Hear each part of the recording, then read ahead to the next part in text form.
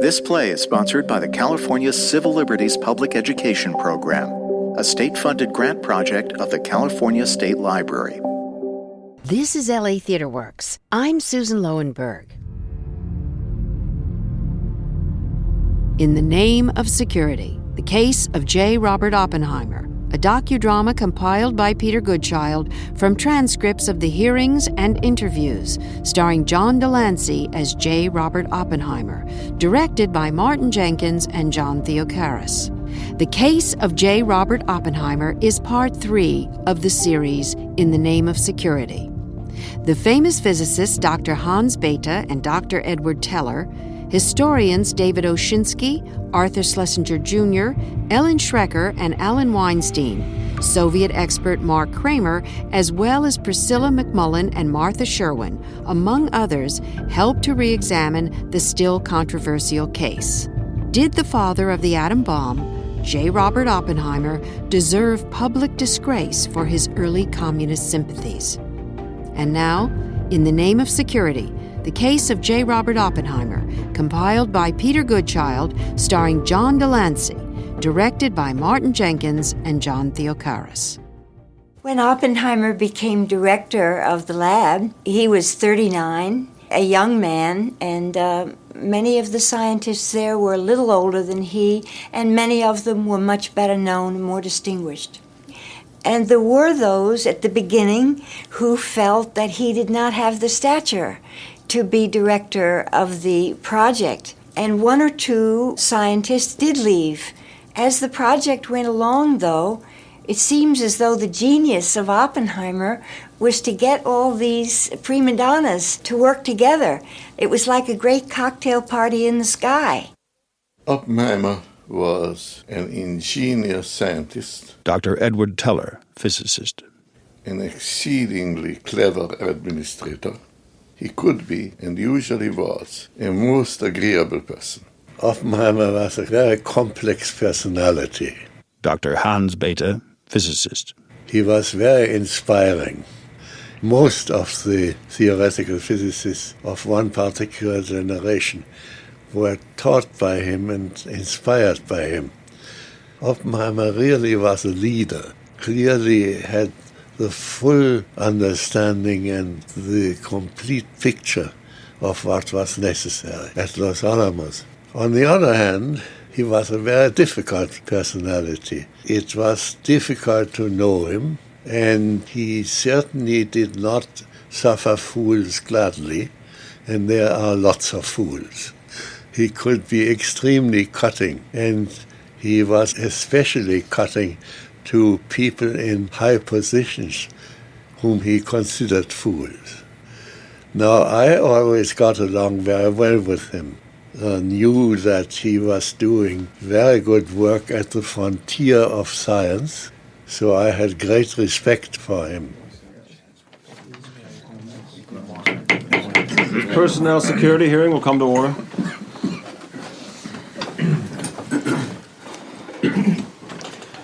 I'm Gordon Gray. On my left is the professor of chemistry, Dr. Ward Evans. Gentlemen. And on my right, Thomas H. Morgan, an industrialist. Gentlemen. This board has been appointed by General K.D. Nichols, General Manager of the U.S. Atomic Energy Commission, to look into certain information which cast doubt on the eligibility of Dr. J. Robert Oppenheimer for clearance for access to restricted data as provided by the Atomic Energy Act of 1946. This information is contained in a letter sent to Dr. Oppenheimer 4 months ago and dated December 23, 1953, and is as follows. It is reported that in 1940 you were a sponsor to the Friends of the Chinese People, since characterized as Communist Front Organization and other such organizations. It is further reported that your wife Catherine and your brother Frank Oppenheimer were communists, and that you had no close friends except communists. The report continues that you only belong to communist organizations apart from the professional affiliations. Less than 9 years after he had led the largest scientific project ever, the Manhattan Project, to create the world's first nuclear weapon, the distinguished scientist Julius Robert Oppenheimer was on trial for his professional life. The so-called father of the atom bomb, which had reduced Hiroshima and Nagasaki to ashes, was being accused of all shades of treasonable acts against the United States government, which questioned his veracity, conduct, and loyalty. Oppenheimer was under surveillance from probably 1939 and 1940. Martin Sherwin, professor of history at Tufts University. Because he was involved in many left-wing activities, and Berkeley was an area that J. Edgar Hoover had become very interested in. During the late 1930s, Oppenheimer had been very closely involved with the Communist Party. Ellen Schrecker, historian. However, General Leslie Groves, who was running the Manhattan Project, sort of took a much more holistic view of Oppenheimer, recognizing that he was absolutely crucial for the project and overlooked a record that in the 1950s would have kept anybody from going anywhere near classified information. It was reported that in 1943 you were approached by a friend, Håkan Chevalier, who was intent on obtaining information on work being carried out on the atomic bomb for use by Soviet scientists, and that you not only did not report this incident for several months, but you then refused to identify Chevalier or other parties involved. The FBI, or the Army Security, tailed a number of physicists at Los Alamos, no one as assiduously as Robert Oppenheimer, but Army Security didn't understand where the threat came from.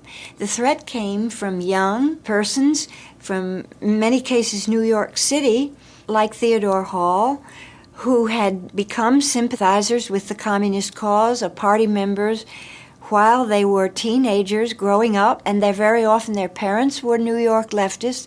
Army Security didn't know anything about that.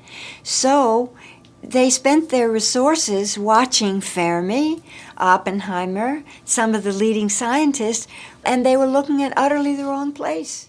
It was further reported that even after the Soviets exploded their first nuclear weapon, you were instrumental in persuading other outstanding scientists not to work on the hydrogen bomb project, and that your powerful, effective opposition to the hydrogen bomb has definitely slowed down its development in the United States. The charges against Oppenheimer had been initially presented by an ambitious young Atomic Energy Commission lawyer, William Borden, who sent letters to J. Edgar Hoover, director of the FBI, and to the Joint Committee on Atomic Energy, arguing that Oppenheimer was an espionage agent acting under Soviet directive. In making such charges, Borden had reinterpreted well-known incidents in Oppenheimer's life, tuning into the anti-communist mood of the time, and what were, by 1953, the deepest of political and personal animosities and suspicions which surrounded Oppenheimer. In August 1949, the Russians exploded their first A-bomb. The shock waves radiated round the world. Only 4 months later, people were to hear the name of Klaus Fuchs for the first time. Klaus Fuchs came to Los Alamos as a part of the British contribution. He was German. He had become a very determined communist, which we then did not know, as a reaction to the horrible things the Nazis did to the Jews and specifically to his family. He was an excellent physicist. He was my good friend. I think of him as a sorely mistaken, a highly motivated but tragic person. He was eventually found guilty of passing on to the Soviets the crucial information which had enabled them to create the atom bomb so rapidly. It was also widely believed he had had an accomplice at Los Alamos. Could it have been Oppenheimer? Oppenheimer's case caused a sensation coming so soon after the successful Soviet test and had a profound effect on the fabric of American society, whipping anti-communists led by Senator Joe McCarthy into a frenzy. Scientists became fair game. An article appeared in a leading business magazine entitled The Story of Dr. Oppenheimer's Persistent Campaign to Reverse U.S. Military Policy. With the Korean War starting in June 1950, with Eisenhower elected, and a Republican administration and government in early 1953, the hawks and anti-communists now began circling their prey. His opponents also knew he was clouded by guilt for the bomb he had helped create. "I am become death," he had said after watching the first test explosion. Arthur Schlesinger, Jr., historian. There was a mood of concern after the war with the disclosures of Soviet espionage activities, and that led to take precautions against it. People in the government, but this in turn fell into the hands of demagogues, particularly in Congress, like Joe McCarthy, who transformed the fight from a notion that it was held by the government that communism was a threat to America, to the notion that communism was a threat in America. When he came to the Oppenheimer hearing, the government spared nothing, because if you're going to go after the king, you can't try and fail. But secondly, there'd been an undercurrent of difference from the beginning about secrecy. From the time the war ended, between the scientists and political figures, not all of them, but some, in Congress and in the executive branch. And Oppenheimer came more and more to stand for openness and something called candor. And he was head of a State Department panel that at the beginning of the Eisenhower administration gave a report to the State Department saying that the American people ought to be told more about weapons developments and about the choices that faced them with regard to weapons. I think that they wanted to still that voice, and if they were going to go after someone, they had to destroy the man in order to destroy the ideas he carried with him. Then he had certain ideas about control of weapons and which weapons and which technology was worth promoting, and they wanted to simply kill that source of advice. He was somebody who established a very important vision for how Americans and how the American government should behave with respect to nuclear weapons that was different from the prevailing opinion in the Eisenhower administration. The Strategic Air Command had plans ready to destroy the Soviet Union by atomic bombs. Oppenheimer steadily argued that this was self-destructive, especially after the Russians also had atomic weapons. Oppenheimer had great influence in Washington, especially with the Secretary of State, Dean Acheson, and so the Strategic Air Force hated him and wanted to eliminate his influence. How would anybody feel after serving the United States government for 10 years, 12 years? Suddenly you're told that you're a security risk and you should resign because someone wrote a letter that says that 20 years ago you were involved with left-wing causes. It was absolutely incumbent on Oppenheimer or anybody with any sense of their own worth and value to challenge that kind of charge. Someone once described the hearing that followed as similar to a dry crucifixion. Oppenheimer replied, "You know, it wasn't so very dry. I could still feel blood on my hands." When the hearing began, Oppenheimer was still acting as a consultant to the powerful Atomic Energy Commission, of which he had been chairman until succeeded by Admiral Lewis Strauss. In the climate of that day, not to have accepted the challenge was tantamount to saying that your accusers were right. But it's true that Lewis Strauss tried to get him to give up his clearance voluntarily. Strauss denied this later and said that Oppenheimer himself had forced the hearing. But Oppenheimer said the next day in his reply to Strauss, "You offered me the chance of not challenging this, but I can't accept it." Strauss wanted him to go away without a fight and tried to get him to do it. Eisenhower wrote to Lewis Strauss, who was chairman of the Atomic Energy Commission and a mortal opponent of Oppenheimer, saying that Oppenheimer should be shifted away from anything to do with weapons. Why not set him to work trying to desalt seawater? It was Eisenhower's great proposal. The Oppenheimer hearings were held in an Atomic Energy Commission building. It was a long room, oblong in shape, with windows which faced out onto Constitution Avenue in Washington. And in the middle of the room was a table with a short table at one end at which the three so-called judges sat, and the witness sat at the short end of the T, the other end of the room, and behind the witness was a sofa on which Oppenheimer sat, smoking his pipe during much of the hearing. The Oppenheimer hearing was not a courtroom. It was a hearing, but Robb conducted the examination of Oppenheimer as if he was a prosecutor in a courtroom, And he had all the cards in his hands, and the defense had virtually no cards because the defense had been very naive and had expected a hearing rather than a trial. And so when you ask the question what he was after, he would probably answer that he was after justice, but I don't think he's someone who understood the meaning of justice. He understood the meaning of ambition and commitment to a particular cause. From the start, Robb, the AEC's lawyer, adopted a strategy of laying traps. He was also aided by having been given clearance to read all Oppenheimer's top-secret files, something denied to Oppenheimer's defense team. Dr. Oppenheimer, did you prepare your letter of 4th March 1954 to General Nichols refuting the reasons why you should not be given security clearance in the future? Yes. Are all the statements which you made in the letter the truth, the whole truth, and nothing but the truth? Yes. Doctor, is it true that from 1943 until recently, at least, you were the most influential scientist in the atomic energy field in this country? I have been so described. And over that time, you had access to all the classified information concerning the atomic weapons program. Is that true? I did.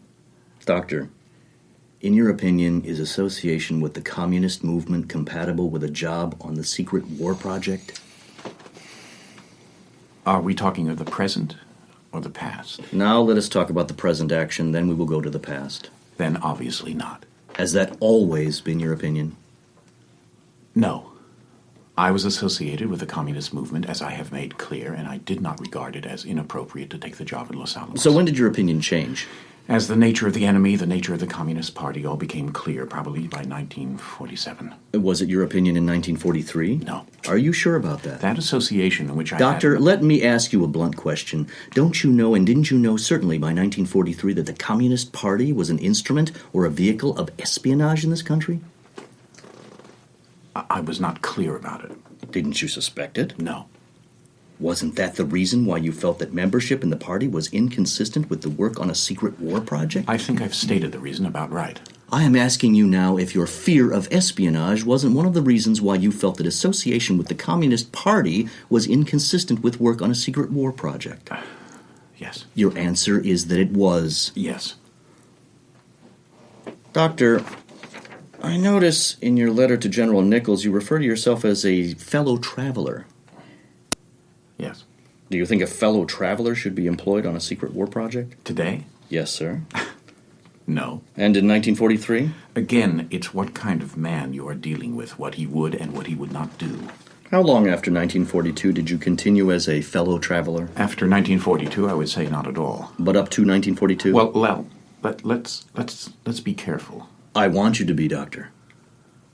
I had no sympathy with the Nazi-Russian pact in 1940, but there were other things that they were doing, working with refugee loyalists from the Spanish conflict, that seemed fine to me at the time. So are you amending your previous answer and you were a fellow traveler up to 1942? Yes, I think I am. Mr. Chairman, I think Dr. Oppenheimer testified that he tapered off, did he not? I said more or less a fellow traveler. I was trying to paraphrase. Doctor, on page 22 of your letter to General Nichols, you speak of what, for convenience, I shall call the Eltonton Chevalier incident. That's right. Robb now turned to an incident which was to haunt Oppenheimer for the rest of his life. In late August of 1943, he had gone to the security office at Los Alamos to report an attempt, some 6 months previously, to involve him in espionage for the Soviets. Chevalier was a very impressive, elegant person. He taught French. He carried the mystique of French elegance. He was very well read. He was tall, handsome, had a beautiful speaking voice, and was a very committed person to social justice issues.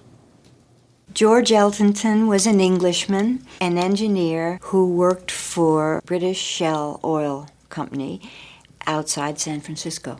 According to Chevalier, Eltonton approached him and said that it would be desirable if the Soviet Union, which was our ally, should be in possession of knowledge of the atomic program at Los Alamos.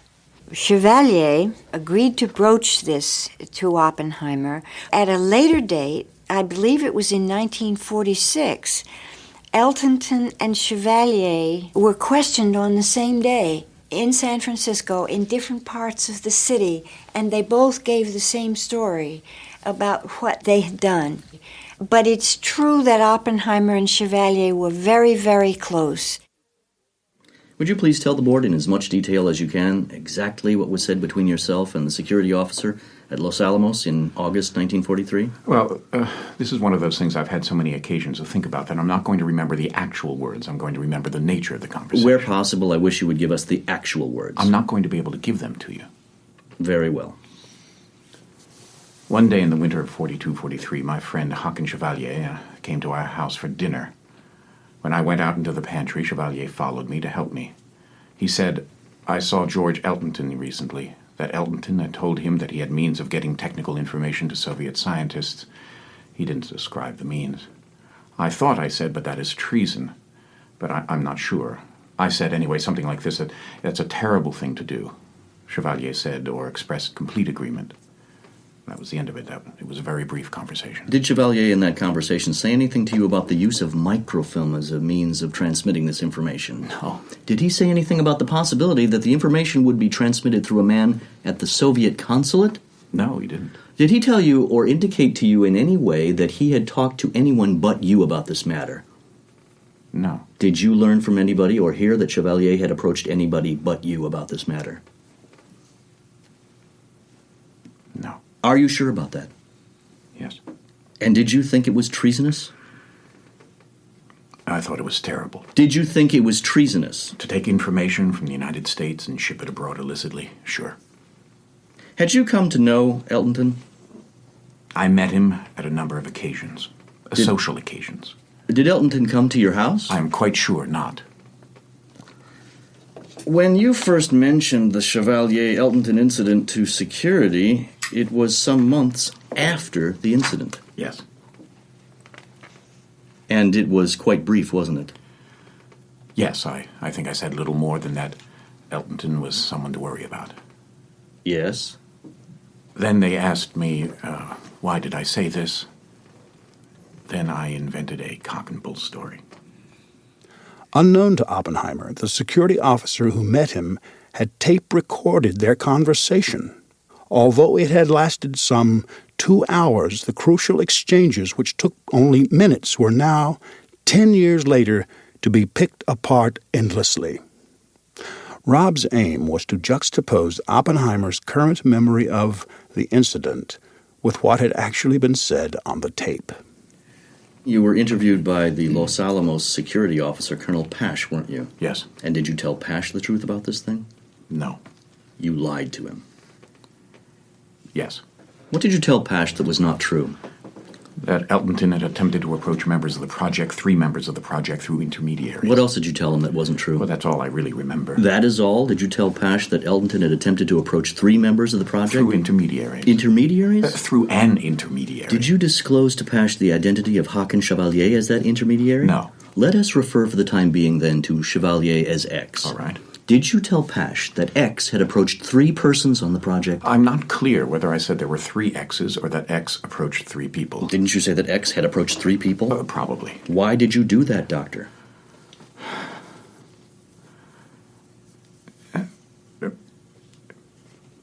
Because I was an idiot. Is that your only explanation, Doctor? No doubt I was reluctant to mention Chevalier. Yes. No doubt somewhat reluctant to mention myself. Yes, but why would you lie and tell him that Chevalier had gone to 3 people? I have no explanation except for the one already offered. Didn't that make it all the worse for Chevalier? I didn't mention Chevalier. No, but X. It would have. Certainly. In other words, if X had gone to 3 people, that would have shown, wouldn't it? That he was deeply involved. That he was deeply involved. Right. And you knew that, didn't you? Yes. Did you tell Colonel Pash that X had spoken to you about the use of microfilm? Unlikely, but you seem to have a record of these conversations, so I will abide by it. If X had spoken to you about microfilm, that would have shown definitely that he was not an innocent contact. It certainly would. Did Pash ask you for the name of X? I imagine he did. And yet you wouldn't tell him. That's true. So you knew you were impeding them, didn't you? That's right. Doctor, for your information, I might say we have a tape recording of your voice. Sure. And here is a piece from your interview about the Chevalier Eltonton's incident. I quote, Oppenheimer, "There is a man whose name I never heard who was attached to the Soviet consul and who was told intermediaries working on this project that he is in a position to safely pass on any information they might supply." End of quote. Do you recall saying that? No, I don't recall it. Would you deny you said it? No. And yet a short time ago you were very certain that no one had mentioned a contact from the Soviet consul. Yes. So that was not true. No. And here again, another piece of your interview with Colonel Pash. Oppenheimer, I have known of 2 or 3 cases, men with me at Los Alamos, and they were contacted for that purpose. In other words, you specifically told Pash there were several people who were contacted. Right. And your testimony is now that was a lie. Right. Isn't it a fair statement today, Dr. Oppenheimer, that according to your testimony now, you told not one lie to Colonel Pash, but a whole fabrication and tissue of lies? Right. Mr. Chairman, could I just make one short request at this point? I appreciate the existence of the rule under which we cannot ask for access to the file, and I'm not going to protest that rule, but could we request that when Mr. Robb reads from a transcript, we are furnished with a copy of it? This, of course, is orthodox in a court of law in order for us to see what parts are being read from and which are not. Mr. Robb? I don't know, sir. This is presently marked secret, so I could not make it available to Mr. Garrison at this time. Yes, but it's being read into the record. Yes, it is. Robb is reputed to have told his wife after the second day of the hearing, "I've just watched a man destroy himself." But the truth was, Robb put the words in Oppenheimer's mouth. Robb's comment, "I saw a man destroy himself today," was very self-serving. It suggested that Oppenheimer committed political suicide when in fact he had been executed by Robb. Robb's next line of attack revolved around Oppenheimer's association with known left-wingers. From 1942 to 1955, Oppenheimer would be under surveillance by the FBI. Latterly, his every movement monitored, his conversations bugged, and his phone tapped. In 1943, he had visited Jean Tatlock, a known communist and the woman with whom he had his first serious love affair before he had fallen in love and married Kitty Dallett, another communist. The visit to Tatlock in 1943, even though she was ill, had further convinced those campaigning against him that he was a serious threat to national security. I think one of the saddest things about the Oppenheimer story is what has been made of the evening that he spent with Jean Tatlock. Here was a former girlfriend, a lover, who was in such desperate psychological straits that she wrote to him and pleaded with him to come and visit. He came out of a sense of loyalty, friendship, love. She asked him to stay. He stayed the night. It seems to me a wonderful thing, and it's been turned into something nasty and dirty and completely misinterpreted. She committed suicide shortly after that, and it must have absolutely torn Robert Oppenheimer up. Fitted into the fourth day of the hearing was General Leslie Groves, erstwhile military chief of the Manhattan Project.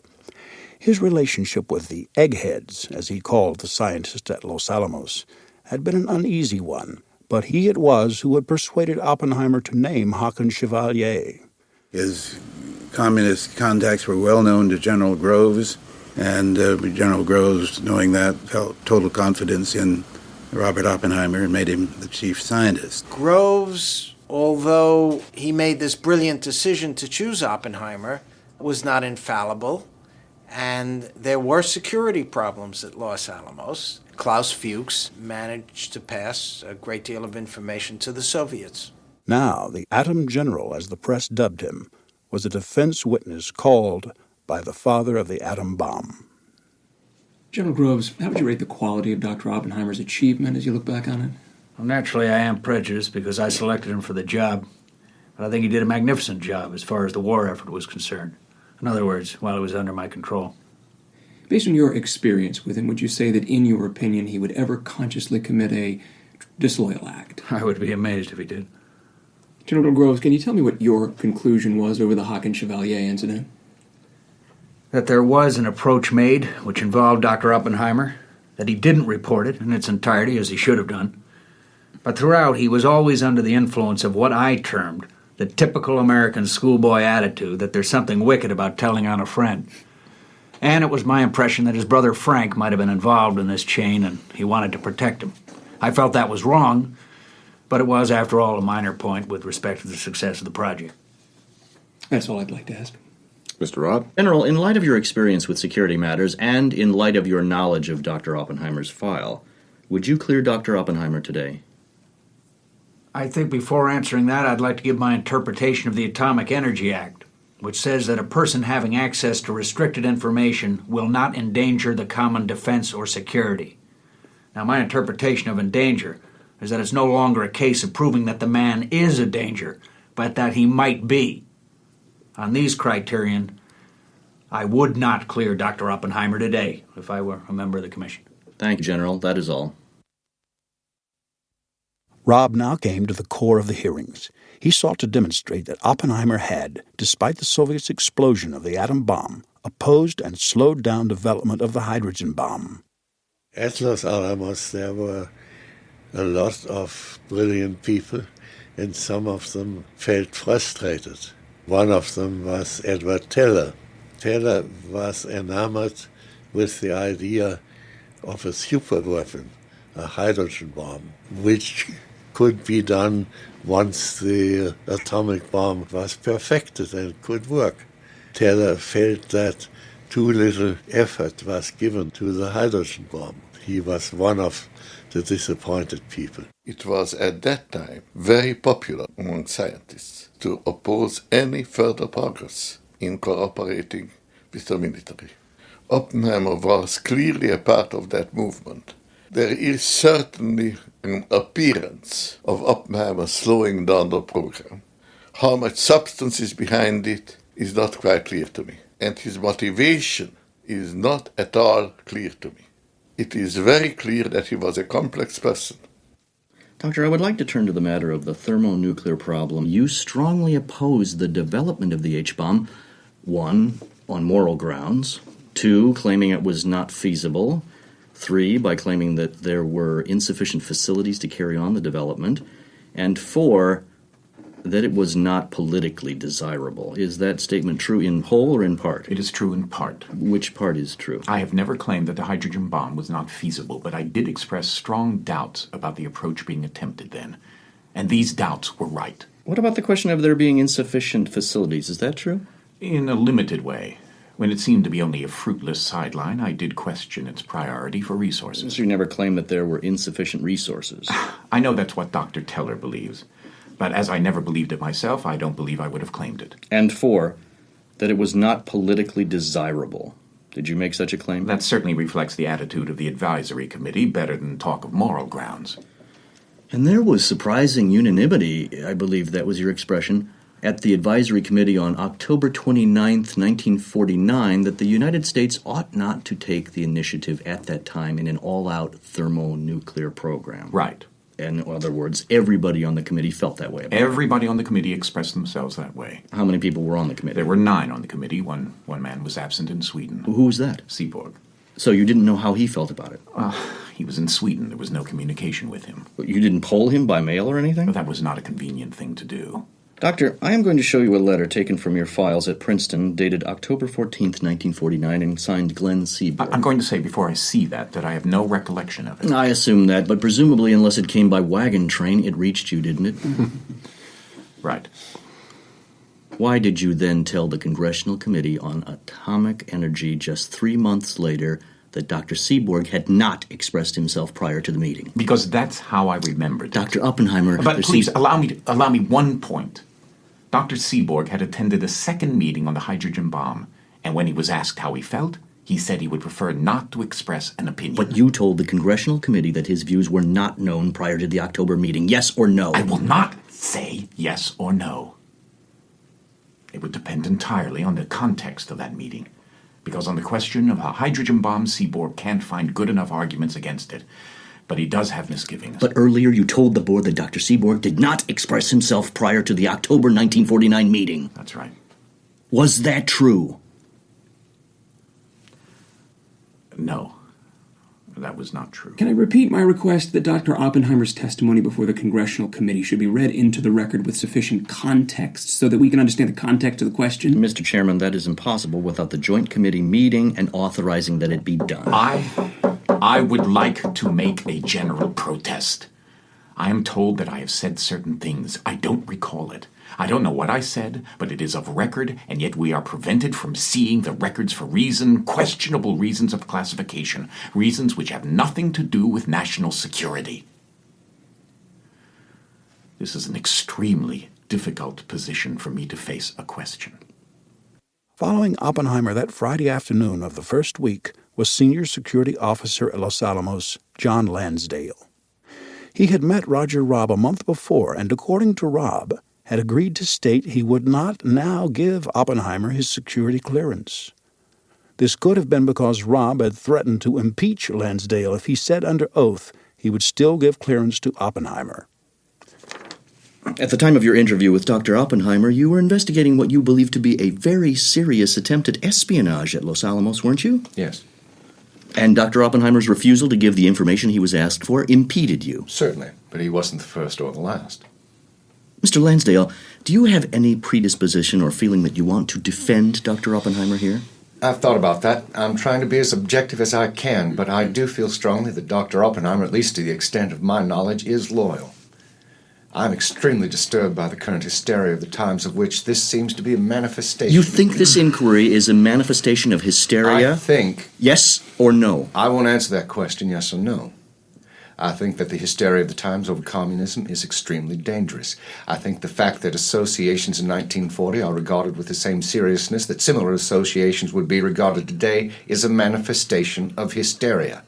I think rehashing stuff from the 40s is what I mean by hysteria. How do you know that is what the board is doing, rehashing old stuff? That's what I've been... That is what? That is all that can be had from me, because that is all I know. Mr. Lansdale, it is true, is it not, that security officers working for you at Los Alamos were unanimous in their opposition to Dr. Oppenheimer's clearance? Virtually that so, included yes. Captain De Silva, didn't it? I believe and Captain so. De Silva was more of a professional than you, wasn't he, Colonel? In what field? The field you were working in, security. No. No? No. He was a graduate of West Point, wasn't he? Certainly. I was a graduate of Virginia Military Institute. You want to fight about that? No, sir. I do not want to fight with you. Lansdale's contribution represented a promising start to Oppenheimer's case. And over the next 7 days, a luminous array of Nobel laureates, senior scientists, and politicians came to testify on Oppenheimer's behalf. One of the first was Hans Bethe, who had headed the theoretical division at Los Alamos. In his brief cross-examination of Bethe, Robb made no attempt to touch on the central core of Bethe's faith in Oppenheimer.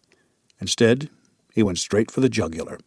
Robb struck me as a model of a prosecuting attorney, trying to find any argument against the accused. He didn't take my testimony very happily, and he tried to disqualify me.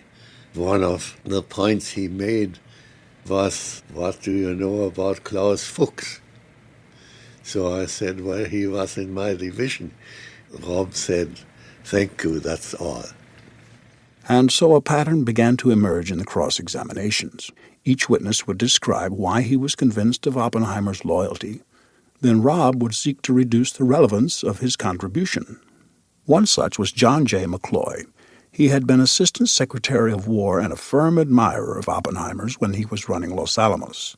McCloy was now chairman of Chase National Bank. Lloyd Garrison had first obtained another protestation of Oppenheimer's loyalty. Then Robb rose to start a masterly cross-examination. Any questions, Mr. Robb? Mr. McCloy, how many branches does the Chase National Bank have? 28. As far as you know, do you have any employee of your bank who has been on intimate and friendly terms with thieves and safecrackers? No, I don't know of anyone. Suppose you had a branch manager and a friend of his came to him one day and said, I have some friends and contacts who are thinking about coming to your bank to rob it. I would like to talk to you about maybe leaving the vault open some night so we could do it. And your branch manager rejected the suggestion. Would you expect that branch manager to report the incident? Yes. What if he didn't report it? Would you be disturbed about it? Yes. Let us go a little further. Supposing the branch manager waited 6 or 8 months to report it. Would you be rather concerned about why he had not done it before? Yes. Suppose, when he did report it, he said, this good friend of mine, I am sure he was innocent, and therefore I won't tell you who he is. Would you urge him to tell you? Oh, I would certainly urge him to tell me for the security of the bank. Now, supposing your branch manager, in telling you the story of his conversations with his friend, said, my friend told me that these people that he knows that want to rob the bank told me that they had a pretty good plan.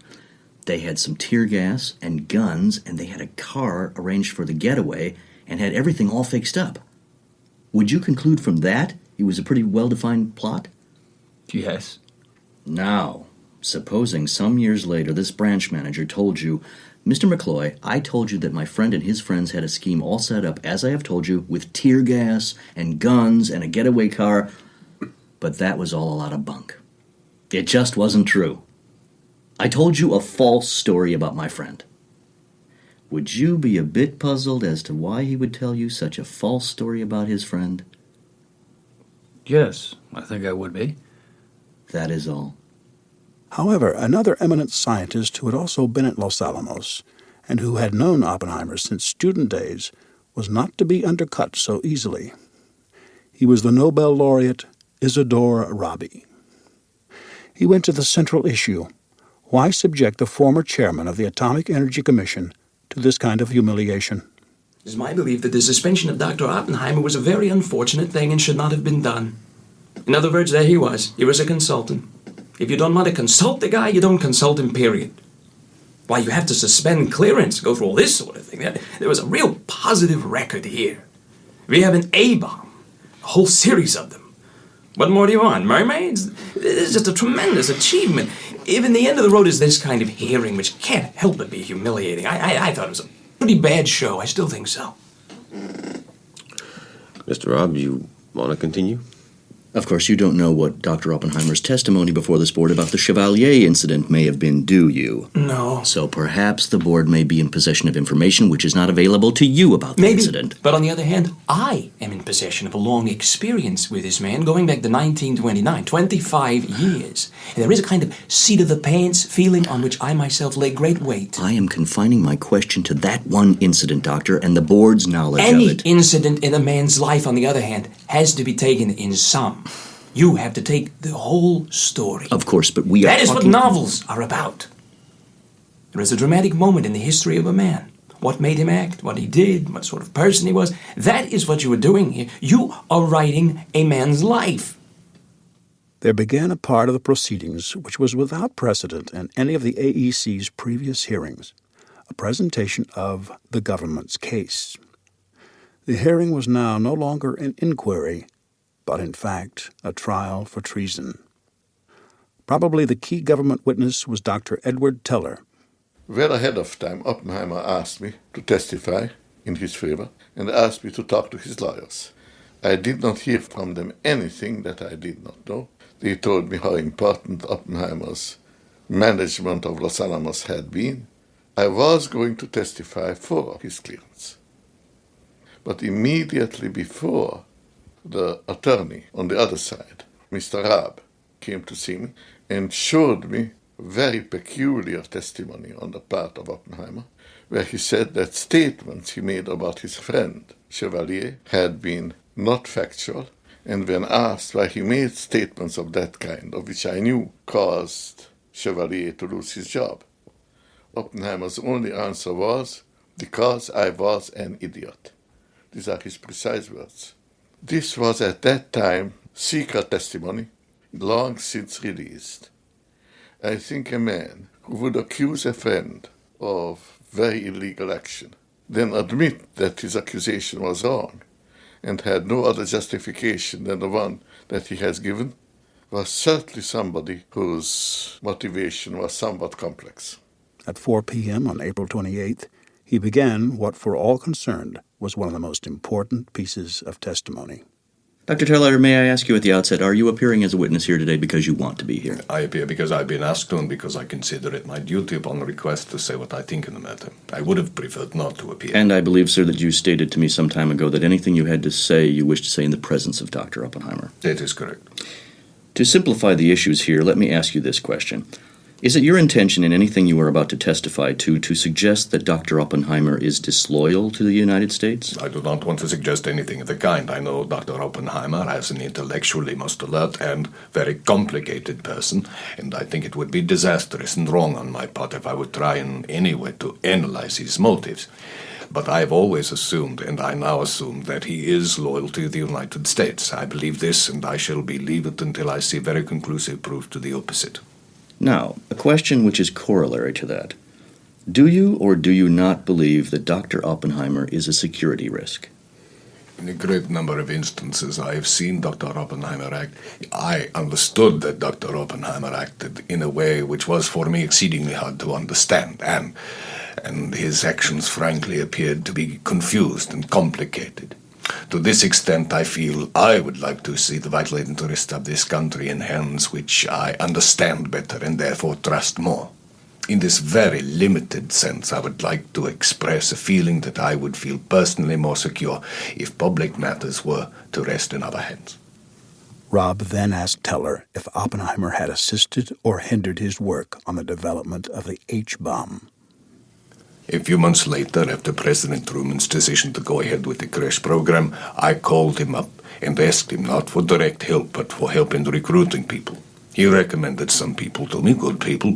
I wrote to all these people and tried to persuade them to come to Los Alamos. None of them came. Doctor, if Dr. Oppenheimer should go fishing for the rest of his life, what would the effect be on the thermonuclear program? Well, in general, all the AEC committees could go fishing without affecting the work of those actively engaged. But in particular, the recommendations I knew to have come from Dr. Oppenheimer, not just on the H-bomb, but on all sorts of other weapons, has frequently been more of a hindrance than a help. Thus, if things continued in the same way, I think that further work by Dr. Oppenheimer on committees would not be helpful, no. Dr. Teller, you are familiar with what this board is called on to answer. I believe so. Do you then feel it would endanger the common defense and security to grant clearance to Dr. Oppenheimer?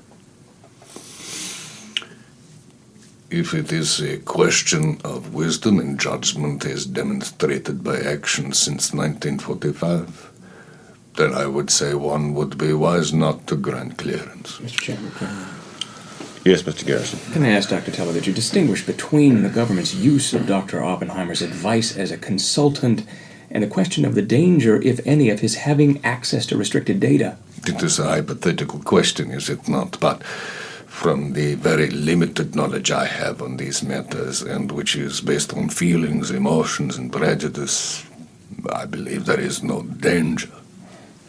Is that all? Thank you very much, Doctor.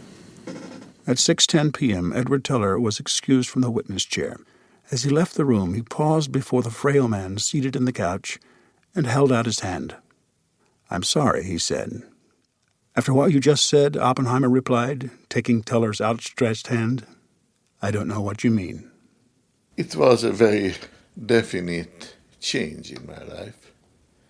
Having left my country, Hungary, I lost my connections, except, of course, to my immediate family, my wife and later my children, and except to my fellow scientists. Now, the great majority of my fellow scientists had strong negative feelings about me, which made my collaboration with them very difficult. Eventually, Oppenheimer himself returned to the stand to answer points directly from the board members themselves. Gray questioned him on why he had lied about the Chevalier Eltonton incident. When you ask for a more persuasive argument as to why I did this than that I was an idiot, I'm going to have more trouble being understandable. I think I was concerned that I must get across the fact that there was serious troubles at the radiation laboratory and that Eltington might very well be involved. Whether I then embroidered the story to make it seem more serious or more believable after all this time, I don't know. I do know that I should have reported the incident, and completely, accurately, but it was a matter of conflict for me. Chevalier was a friend of mine. He was also an unlikely and absurd intermediary for the task. There was, and I am certain there was, no deep conspiracy, and I did not therefore want to expose him. But should you have felt able to judge between those choices of friendship and security, would you nowadays say, as you did in the past, that the implications of membership in the Communist Party depends on the individual? Nowadays, Mr. Gray, it would not be up to me to determine whether disengagement from the Communist Party was genuine. I would think at this time investigation would be called for. I see. It was doubtful whether Oppenheimer's textbook answer diminished the shadow of the Chevalier incident. After nearly 4 weeks in room 2022, every one of those involved needed some respite. After 2 weeks, the members of the board found themselves heading back to Washington to complete their report. When the chairman, Gordon Gray, and Thomas Morgan traveled on the same plane, in discussion found that neither could find a basis for offering Oppenheimer's security clearance. However, when they met up with Ward Evans, who had earlier spoken so critically of the defense witnesses, they were amazed to find that he was already working on a recommendation to restore Oppenheimer's security clearance. They immediately suspected that Evans had been got at by his fellow scientists back in Chicago. Evans furiously denied this, and he was now unshakable in his support of Oppenheimer. Even with Ward dissenting, Robb knew, too, that a minority report would not make any difference to the ultimate outcome. The majority report found 20 of the 24 charges against Oppenheimer either true or substantially true. In dealing with the H-bomb charge, Gray and Morgan came to the conclusion that whatever the motive, the security interests of the United States had been affected. President Eisenhower had effectively made the decision to discontinue using Oppenheimer as an advisor.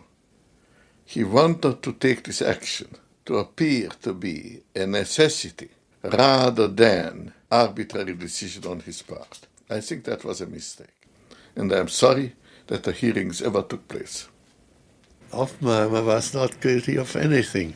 He had given signal service to the United States. He had directed the project which ended the Second World War. Why would you accuse such a person at all? You might have accused Dwight Eisenhower. The government treated Oppenheimer as though he had been a traitor, but the fact was, his behavior after the hearing did him great credit. He could have hurt the government, he could have spoken out, he could have criticized its atomic weapons development and its strategic plans. He never did. He never lifted his voice against the government after it disgraced him. In retrospect, it's very clear that one of the reasons why this massive witch hunt took place was that it was used to consolidate the Cold War. It was used as a way to mobilize the American people into supporting anti-communist foreign policy and to wipe out most of the American left in the 1940s and 50s. There were those who had wished to destroy Oppenheimer politically and academically. After the hearings, Oppenheimer was really a broken man, and that was very clear. Personally, he was very unhappy, and he no longer associated very much with physicists, which I think was a mistake. I don't believe he ever was rehabilitated. He did not need rehabilitation. He would have liked to be consulted. He was not, before or after. He remained the head of the most important Princeton Institute. He remained at Princeton. FBI reports indicate both he and his wife were drinking heavily. He began traveling, speaking abroad, receiving some recognition like the French Legion of Honor. Then, almost 10 years after his security hearing, he was given the prestigious Enrico Fermi Award by President Lyndon Johnson. During the Kennedy administration, a number of President Kennedy's close advisors gradually got the president to realize that a wrong had been done and it should be set right, and Kennedy agreed. The Fermi Award was named for the great Italian physicist Enrico Fermi. In 1961, the Fermi Award went to Professor Hans Bethe of Cornell University. The following year, 1962, the award went to Edward Teller. In 1963, it was given to Robert Oppenheimer. President Johnson did this, and Oppenheimer said it must have been very difficult, Mr. President, to give this prize to me. And so it was. I was very happy that it was given to Oppenheimer and also that it was given to Teller. Both had done a great deal for the use of atomic energy. I highly recommended him, and my simple motivation was for the merits of a person, and that the recognition of these merits should not be wiped out by anything else, including any mistakes he might have made later. At the White House ceremony, Oppenheimer and Teller shook hands, posing for the camera. On a sentimental return to Los Alamos, where it was stated he had, by sheer force of personality, built up the great scientific laboratory, Mr. Los Alamos was given a deafening standing ovation. On receiving an honorary degree at Princeton in June 1965, his citation described him as physicist, sailor, philosopher and horseman, linguist and cook, lover of fine wine and better poetry. Racked by pain, Oppenheimer was to die of cancer in February 1967 at the age of 62. This concludes In the Name of Security, the case of J. Robert Oppenheimer, compiled by Peter Goodchild from the original transcripts. The cast in alphabetical order was John Lancie as Oppenheimer, Bill Frankfather as narrator, Richard Hoyt Miller as Gordon Gray, Alan Wilder as Roger Robb, Arthur Hanket as Lloyd Garrison, and Tom Virtue as General Groves. Directed by Martin Jenkins and John Theocaris. In the Name of Security, the case of J. Robert Oppenheimer is an LA TheatreWorks BBC co-production.